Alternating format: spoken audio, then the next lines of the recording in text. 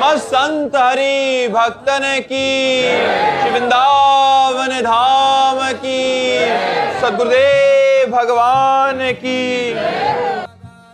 इसीलिए बार बार कह देते हैं कि भगवान शिव अहंकार के देवता हैं, वो कृपा ना करें तो ये रस ना मिले। वही किसी न किसी जन्म में आपकी शिव आराधना हुई।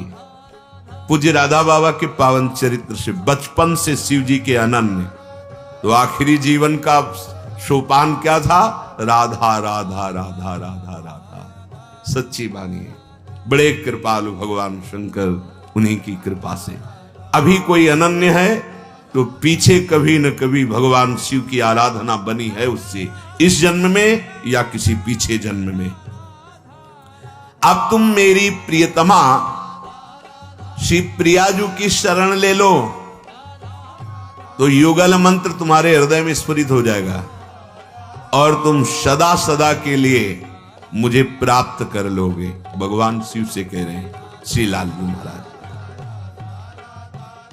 ये नारद जी से भगवान शंकर ने बताया। एक प्रसंग में भगवती पार्वती जी के पूछने पर भगवान शंकर ने भगवान श्री युगल, श्री कृष्णचंद्र जी और श्री लाडली जी, इनकी शोभा का, इनके महत्व का वर्णन किया। केचिद् वदन्ति तस्यांशं ब्रह्मचिद्रूपमद्वयम् तद्दशांशं महाविष्णुं प्रवदन्ति मनीषिणः योगीन्द्रैः सनकाद्यैश्च तदेव हृदि चिन्त्यते तिर्यग्रीवधितानन्त कोटिकन्दर्प सुन्दरं शापांगे क्षण संस्मेरो कोटिमन्मथ सुन्दरं कुंचिदाधर विन्यस्त वंशी मंजुकलस्वनैः जगत्त्रयं मोहयन्तं मग्नं प्रेम सुधारणवे। हे उमा, चिद्रूप अद्वितीय ब्रह्म, ये श्री कृष्ण ही अपने अंश से प्रकाशित हो रहे हैं। मनीषीगण जिन्हें महाविष्णु कहते हैं, वो दशमांश श्री कृष्ण से प्रकट हुए हैं। श्री कृष्ण दशमांश से उस रूप में प्रकट हुए हैं।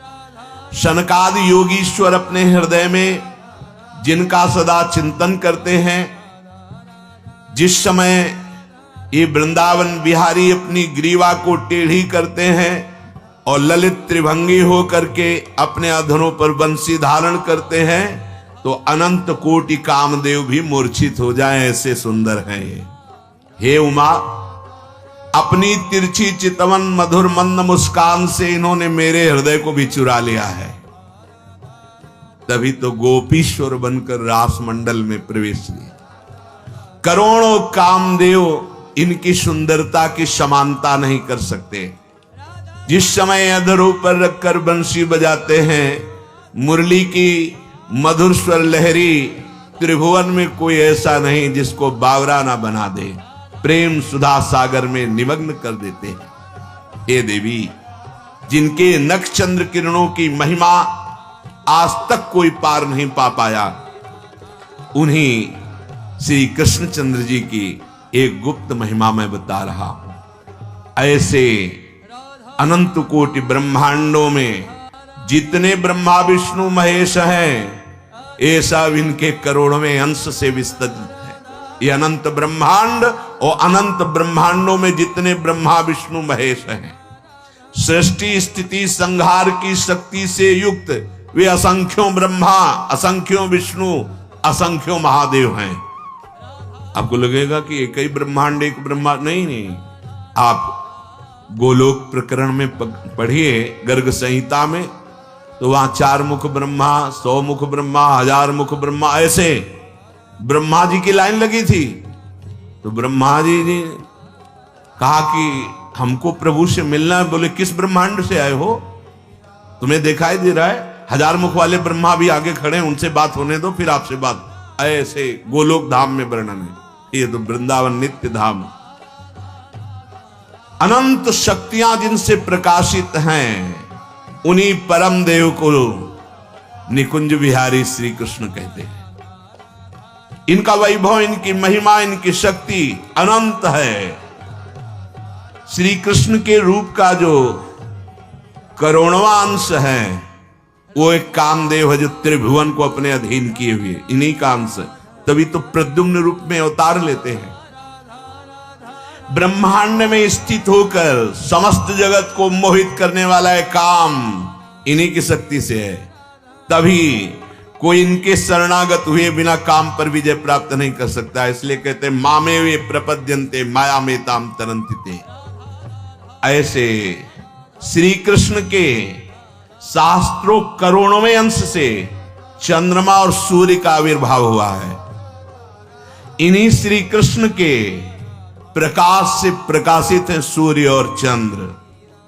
और अनंत ब्रह्मांडों में अनेकों सूर्य और चंद्र हैं, जैसे अनेकों ब्रह्मा विष्णु महेश हैं। ये परमानंद रसामृत परिपूर्ण महाचैतन्य घन महान ज्योतिर्मय प्रभु निकुंज में ये गुप्त बात राधा की आराधना करते रहते हैं। ऐसे प्रभु अब यहां हमारी सार्वभौम दृष्टि का वर्णन करते हैं कि जैसे हमारे हृदय में ये आता है कि भगवान की जितनी शक्तियां हैं ये कौन है। भगवान नारायण रूप धारण करते हैं तो फिर लक्ष्मी जी कौन है। जब भगवान अनंत रूप धारण करते हैं तो उनके पार्श्व में शक्तियां हैं तो कौन है। तो इसमें वर्णन करते हैं अनादिमाद्यम पुरुषोत्तमोत्तमम श्री कृष्ण चंदम निज भक्त वत्सलम स्वयं तो संख्यांड पतिम परात्परम राधा पतिम त्वाम शरणम ब्रजाम्यहम। ये इसलिए वर्णन कर रहे हैं कि हमारी प्रिया जो ही सब रूपों में प्रकाशित हो रही, उन्हीं के अंश का मतलब वही प्रकाशित हो रही। गोलोकनाथस्त्वमतीव लीलो लीलावतीयम निज लोक लीला वैकुंठनाथोऽसि यदा त्वमेवो लक्ष्मीस्तदेयं वृषभानुजाहि। ध्यान दीजिए, जिस समय अनंत सृष्टियों का विस्तार प्रभु अपने ही संकल्प से करते हैं तो उत्पत्ति ब्रह्मा जी, पालन भगवान नारायण और लय भगवान देवाधिदेव महादेव, अनंत ब्रह्मांडों में अनंत रूपों का विस्तार यही करते हैं। अरे जो जान जाए तो निहाल हो जाए। ये सर्वश्रेष्ठ पुरुषोत्तम उपाधि इनकी इसीलिए है कि इन्हीं से सब प्रकट हुए हैं। ये जब अपने भक्त जनों पर दया करते हैं तो चित्त का आकर्षण करते हैं, इसीलिए इनका नाम कृष्ण है। कृष्ण आकर्षण अपनी तरफ। समस्त ब्रह्मांडों के आप स्वामी हैं। आपसे परे कोई दूसरा तत्व हो ही नहीं सकता। आप सदैव श्री राधा जी के साथ वृंदावन में विहार करते हैं। मैं आपकी शरण में हूं प्रभु। आपने ही गोलोक नाथ होकर विविध लीलाएं की है। गोलोक भगवान ये वृंदावन के अंश से ही गोलोक प्रकट है और वहां गोलोक बिहारी होकर भगवान लीला कर रहे हैं। बड़ी सरस लीलाएं आपकी गोलोक की हैं। ऊपर श्लोक में वर्णन किया राधा पतिम त्वाम शरणम ब्रजाम्यहम, क्यों ये वृंदावन। अब गोलोकनाथस्तु मतीव लीलो, आप ही अपने अंश से गोलोक में और वृंदावन के अंश से गोलोक धाम। जब वहां पढ़ेंगे गर्ग संहिता में तो गोलोक धाम से वृंदावन उतर रहा है, और जब यहां रस की बात पढ़ेंगे तो इसी के अंश से गोलोक प्रकाशित है। पहले वृक्ष की बीज, बीज की वृक्ष, इसका निर्णय नहीं हो सकता। ये भगवान की चिदानंदमयी लीला है। हे प्रभु, आप वैकुंठाधिपति के रूप में जब अपने अंश से प्रकाशित होते हैं तो वृषभानु की लाडली ही अपने अंश से महालक्ष्मी रूप हो जाती है। देखिएगा, वैकुंठनाथोऽसि यदा त्वमेव, तो लक्ष्मी